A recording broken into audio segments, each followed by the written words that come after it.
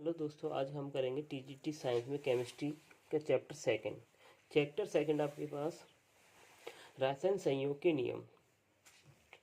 तो देखिए, रासायनिक संयोग के कितने नियम हो सकते हैं। तो देखिए, सबसे पहले तो रासायनिक संयोग होता क्या है। तब वैज्ञानिकों द्वारा यौगिकों को मात्रात्मक विधि से सत्यता प्रतिस्थापित करने के प्रयास किए गए। इस आधार पर पाया कि प्रत्येक रासायनिक अभिक्रिया कुछ नियमों के आधार पर ही होती है, जिसे हम बोलेंगे रासायनिक संयोग के नियम। तो रासायनिक संयोग के कितने नियम हो सकते हैं। देखिए, रासायनिक संयोग का पहला द्रव्यमान संरक्षण का नियम होगा। दूसरा रहेगा स्थिर अनुपात का नियम होगा। फिर आपके पास गुणित अनुपात का नियम रहेगा। उसके बाद नेक्स्ट रहेगा फोर्थ आपके पास व्युत्क्रम अनुपात का नियम रहेगा। फिर उसके बाद रहेगा आपके पास गैलुसाक्स का आयतन संबंधी नियम। फिर उसके बाद गैसीय अवस्था के लिए नियम रहेंगे। बॉयल्स का नियम रहेगा। चार्ल्स का नियम रहेगा। आदर्श गैस समीकरण रहेंगे। ईटीसी ऐसे आप सारे के आगे की इक्वेशन लॉ हम पढ़ेंगे। तो सबसे पहले देखिए हम द्रव्यमान संरक्षण का नियम। तो कि द्रव्यमान संरक्षण के नियम में क्या है आपके पास, यह है नियम रासायनिक अभिक्रिया के दौरान अभिकारकों तथा उत्पादों के द्रव्यमान से संबंधित नियम है। इस नियम में बताया गया है कि अगर आपके पास किसी रिएक्शन को कंप्लीट कराएं तो रिएक्शन से पहले और रिएक्शन के बाद उनका मास हमेशा सेम रहेगा, यानी मास कंजर्वेशन को फॉलो करेंगे। रिएक्शन से पहले जितना मास होगा और रिएक्शन के बाद दोनों का मास, दोनों कंडीशन में मास सेम रहा होगा। तो देखिए, ये नियम दिया था आपके पास लेमो यानी 1756 में लोमोनोसाफ्स ने इसकी पुष्टि की थी। तो रासायनिक परिवर्तन में भाग लेने वाले पदार्थों का कुल द्रव्यमान परिवर्तन के पश्चात बने हुए पदार्थ के कुल द्रव्यमान के बराबर होगा। तो देखिए, इस नियम को प्रतिपादित किया था 1756 में लोमोनोसाफ ने, जो रासायनिज्ञ थे। और इसके बाद में से 1774 में लोवोसिए, डोनाल्डो आदि वैज्ञानिकों ने इसकी पुष्टि भी कर दी, यानी इसे वेरीफाइड कर दिया। तो ये लॉ क्या था, रासायनिक परिवर्तन में भाग लेने वाले पदार्थों का कुल द्रव्यमान परिवर्तन के पश्चात बने हुए पदार्थ के कुल द्रव्यमान के बराबर हो, यानी रिएक्शन से पहले और रिएक्शन के बाद दोनों ही कंडीशन में मास क्या सेम रहा होगा। यानी जितना रिएक्टेंट का मास होगा उतना ही आपके पास प्रोडक्ट का मास मिल रहा होगा। इसका मीन्स क्या है, ना तो अभिक्रिया में मास खत्म होता है ना ही मास उत्पन्न होता है, यानी मास कंजर्वेशन को फॉलो करते हैं। यही बोला गया, रासायनिक परिवर्तन में ना द्रव्यमान उत्पन्न होता है और ना ही नष्ट होता है, उसके केवल रूप या अवस्था में परिवर्तन हो सकता है। तो यहाँ पर एक एग्जाम्पल लिया है आपके पास 12 ग्राम कार्बन 32 ग्राम ऑक्सीजन से संयोग करके 44 ग्राम क्या है कार्बन डाइऑक्साइड देता है। ऐसे हमने यहाँ पर कुछ एग्जाम्पल लिखा है। हाइड्रोजन प्लस ऑक्सीजन ये मिलकर आपके पास क्या बनाएंगे 2H2 यानी वाटर। तो यहाँ पर हाइड्रोजन के लिए अगर आप बात करें तो ये कितना 4, और ये ऑक्सीजन के आपके पास 16 यानी 32, इन ऐड करें 4 और 32 कितना 34। इधर भी आप चेक करेंगे, इधर भी आपके पास 34 ही मिलेंगे 36। तो दोनों ही कंडीशन में आपके पास रेशियो सेम रहा होगा, यानी अनुपात इनिशियल यानी रिएक्टेंट का मास और प्रोडक्ट का मास सेम रहा होगा। आधुनिक खोजों से ये सिद्ध हो चुका है कि द्रव्य को ऊर्जा में परिवर्तित किया जा सकता है, यानी आपके पास लिक्विड को हम एनर्जी में कन्वर्ट कर सकते हैं, जो कि आइंस्टीन की इक्वेशन से संभव हुआ। प्रत्येक अभिक्रिया में कुछ न कुछ ऊर्जा उत्पन्न होती है, जिससे अभिक्रिया के द्रव्यमान में कमी हो जाती है। द्रव्य का ऊर्जा में परिवर्तन आइंस्टीन की समीकरण द्वारा ज्ञात किया गया था। आइंस्टीन की इक्वेशन थी E बराबर mc², जिसमें E ऊर्जा है, m मास पदार्थ का द्रव्यमान है, c प्रकाश की का वेग यानी स्पीड ऑफ लाइट को रिप्रेजेंट करता है। पर कि हमारी रिएक्शन किस में कर रहे हैं हम, प्रयोगशाला के अंदर। तो प्रयोगशाला में जब कोई रिएक्शन कंप्लीट कराई जाती है तो उसके मास में बहुत कमी, नेग्लिजिबल कमी आती है। तो नेग्लिजिबल अमाउंट में ही एनर्जी उत्पन्न रही होगी, तो जिसे हमने नेग्लिजिबल अमाउंट में ही काउंट करते हैं। तो देखिए आप इसमें यानी उनमें बहुत ही कम ऊर्जा उत्पन्न या अवशोषित होती है, इसीलिए द्रव्य की मात्रा में बहुत ही कमी या वृद्धि होती है, जो कि नगण्य है। इस प्रकार के परिवर्तन नाभिकीय अभिक्रिया में भी स्पष्ट देखे जा सकते हैं, यानी ये परिवर्तन आपके पास कंजर्वेशन मास कहाँ पर नाभिकीय अभिक्रिया में भी देखे जा सकते हैं। साधारणतः नाभिकीय अभिक्रियाएं साधारणतः क्रियाओं के लिए हम द्रव्य की अविनाशता के नियम को भी मान सकते हैं, सत्य मान सकते हैं। तो नाभिकीय अभिक्रिया में क्या होता है, नाभिकीय दो तरीके की अभिक्रिया हो सकती है, नाभिकीय रिएक्शंस, नाभिकीय विखंडन और नाभिकीय संलयन। यानी एक में आपके पास हैवी पार्टिकल का ब्रेक होता है और एक में कंबाइंड होगा। जब ब्रेक होता है इसमें यूरेनियम पर अगर न्यूट्रॉन की बम्बारमेंट करते हैं तो ये ब्रेक हो जाता है, और ब्रेक होते हुए हर ब्रेक में आपके पास एनर्जी रिलीज करेगा। यहाँ पर संलयन में क्या कंबाइंड होते हैं, कंबाइंड होने पर भी एनर्जी रिलीज होगी। तो ये आपके पास मास कंजर्वेशन लॉ के अकॉर्डिंग है। नेक्स्ट आपके पास सेकंड है स्थिर अनुपात का नियम।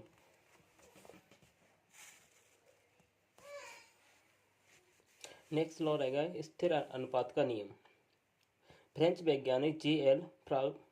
फ्रास्ट ने 1799 में स्थिर अनुपात के नियम का प्रतिपादन किया था।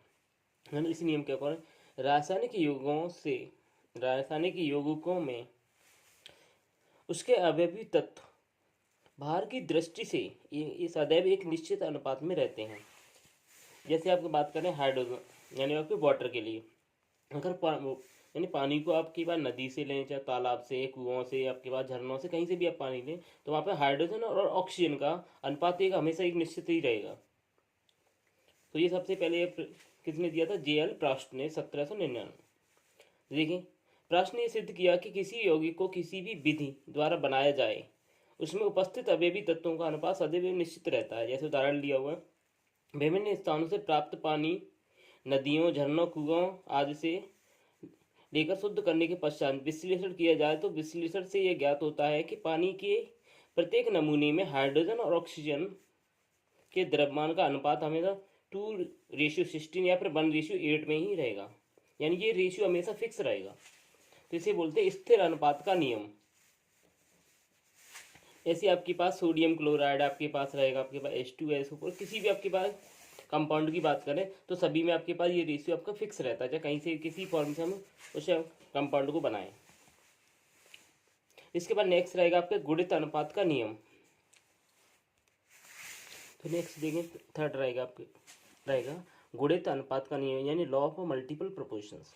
इस नियम का प्रतिपादन सन 1803 में जॉन डाल्टन ने किया था।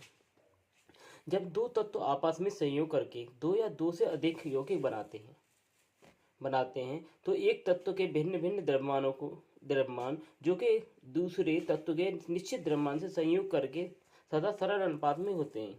जैसे हम इसमें बात करते हैं कार्बन और ऑक्सीजन की, तो देखिए आपके पास कार्बन और ऑक्सीजन, पहले में हम अगर संयोग करके देखें कार्बन और ऑक्सीजन मिलकर कार्बन मोनोऑक्साइड भी बना सकता है और कार्बन डाइऑक्साइड भी बना सकता है। तो यहाँ पर कार्बन एक निश्चित अनुपात में लिया गया है, पर ऑक्सीजन हमने पहले में आपके पास सिंगल ऑक्सीजन लिया है, यहाँ पर डबल यानी कि आपका O2 लिया हुआ है। तो दोनों ही कंडीशन में अलग अलग डिफरेंट कंपाउंड मिल रहे हैं जो कि एक निश्चित अनुपात में यानी गुणित अनुपात में। तो देखिए कार्बन और ऑक्सीजन परस्पर संयोग करके कार्बन मोनोऑक्साइड तथा कार्बन डाइऑक्साइड बनाते हैं। कार्बन मोनोऑक्साइड में 12 भाग कार्बन और 16 भाग आपके पास ऑक्सीजन से संयोग करते हैं तथा कार्बन डाइऑक्साइड में 12 भाग कार्बन और 32 भाग ऑक्सीजन से संयोग करके बनाए गए। इस उदाहरण में ऑक्सीजन के भिन्न भिन्न द्रव्यमान कार्बन के एक निश्चित अनुपात में संयोग करते हैं। ऑक्सीजन के विभिन्न द्रव्यमान 16-32 हैं जो कि कार्बन के निश्चित अनुपात कितना द्रव्यमान 12 के यानी 12 से संयोग करते हैं। यानी अगर इसका रेशियो देखेंगे 1:2 सरल अनुपात में रहेंगे। गुणित अनुपात के कुछ और एग्जाम्पल है जैसे H2O हाइड्रोजन और ऑक्सीजन, H2O2 यानी कि हाइड्रोजन परऑक्साइड।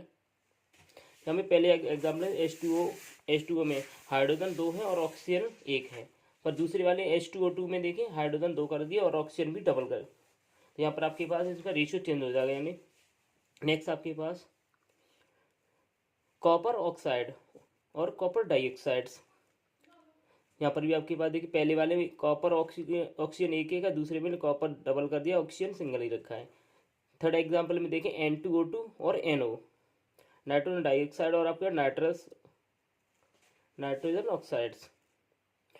नेक्स्ट आपके पास N2O3 N2O4 तथा N2O5, ये सभी गुणित अनुपात के नियम को पुष्टि करते हैं।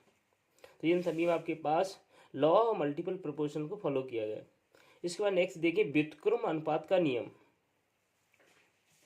ये नियम काफ़ी इम्पोर्टेंस में आएंगे। तो देखिए लॉ ऑफ रेसिप्रोकल प्रपोर्शन, इस नियम को जेबी रिचर ने 1792 में निम्न प्रकार प्रतिपादित किए। यदि दो भिन्न भिन्न तत्व किसी तीसरे तत्व के निश्चित द्रव्यमान से अलग अलग संयोग करते हैं, जो पहले तत्वों के द्रव्यमान या तो उसी अनुपात में होंगे जिसमें वे दोनों आपस में संयोग करते हैं, अथवा यह अनुपात उनके संयोग करने वाले पदार्थों के अनुपात के सरल गुणक में होगा। जैसे एग्जाम्पल देखें, दो तत्व कार्बन और सल्फर अलग अलग तीसरे तत्व ऑक्सीजन से संयोग करके कार्बन डाइऑक्साइड तथा सल्फर डाइऑक्साइड बनाते हैं, तथा परस्पर संयोग करके कार्बन डाइऑक्साइड में 12 भाग कार्बन और 32 भाग ऑक्सीजन से संयोग करके सल्फर डाइऑक्साइड यानी 32 भाग सल्फर और 32 भाग ऑक्सीजन से संयोग करते हैं। कार्बन और सल्फर का अनुपात जो ऑक्सीजन के एक निश्चित द्रव्यमान से संयोग कर रहा है, यानी इसे एक्शन में दिखाया गया है। देखिए आपके पास सल्फर और ऑक्सीजन, इनका आपके पास देखें द्रव्यमान का रेशियो है 32-32 लिया गया, और कार्बन का यहाँ पर कितना लिया गया आपके पास 12, यानी आपके दो तत्व कार्बन और सल्फर अलग अलग तीसरे तत्व यानी ऑक्सीजन से संयोग करके कार्बन डाइऑक्साइड बना सकते हैं, सल्फर डाइऑक्साइड बना सकते हैं। परस्पर संयोग करने के नियम के अकॉर्डिंग देखिए इसमें क्या है, कार्बन डाइऑक्साइड में 12 भाग हमने कार्बन लिए हैं और आपके 32 भाग ऑक्सीजन संयोग यानी आपस में मिल जाते हैं, कार्बन डाइऑक्साइड बन जाता है। सल्फर डाइऑक्साइड में बात करें तो सल्फर और ऑक्सीजन यहाँ पर 32 भाग लिए हैं और सल्फर पे कितने लिए हमने 32, तो ये सल्फर डाइऑक्साइड। तो पहले भाग में हमने कार्बन के द्रव्यमान कितना लिया 12 और ऑक्सीजन का कितना लिया है 32, पर दूसरे भाग में हमने सल्फर भी 32 लिया, ऑक्सीजन भी 32 लिया हुआ है। तो यहाँ पर क्या लॉ ऑफ रेसिप्रोकलिटी का फॉलो कर रहा है। तो कार्बन और सल्फर का अनुपात जो कि ऑक्सीजन के निश्चित द्रव्यमान से संयोग करता है, यानी कार्बन आपके पास देखो ऑक्सीजन यानी ऑक्सीजन कार्बन के साथ भी लग सकता है और सल्फर के साथ, यहाँ तो ये निश्चित व्युत्क्रम अनुपात के नियम को फॉलो कर रहे हैं। तो देखिए एग्जाम्पल आपके पास कार्बन के लिए 12 और सल्फर के लिए 32, यानी इसी रेशियो को अगर हम सॉल्व करें तो आपके पास 3:8 में मिल रहा है। कार्बन सल्फाइड में 12 भाग कार्बन 64 भाग क्या सल्फर से संयोग करके अंततः ये अनुपात ये आपके पास क्या होगा, देखो यहाँ पर आपके पास कार्बन की तो 12 ही है आपके पास, पर सल्फर डाइसल्फाइड के कितने आपके पास 64, और ये अनुपात क्या हो जाएगा 12:64। तो यानी इसे सॉल्व करेंगे तो 3:16। तो देखिए आपके कार्बन का दोनों में रेशियो सेम है, पर ऑक्सीजन का देखिए आपके पास ऑक्सीजन और सल्फर का तो वहाँ पर पहले वाले में 8 है, यहाँ पर कितना 16 हो गया, यानी 2 टाइम्स बढ़ गया। अतः यह अनुपात फर्स्ट और रेशियो में और सेकंड में देखें एक दूसरे से इस प्रकार संबंधित हैं 3:8 और 3:16, अतः 3:3 और 3:16 जो कि 1:2 से जो कि नियम के अनुसार है, यानी लॉ ऑफ व्युत्क्रम कंडीशन को फॉलो करते हैं। इसके बाद गैलुसाक्स का आयतन संबंधी नियम जो कि हम कल पढ़ेंगे। अगर आपको वीडियो अच्छा लगे तो लाइक करें, शेयर करें, सब्सक्राइब करें।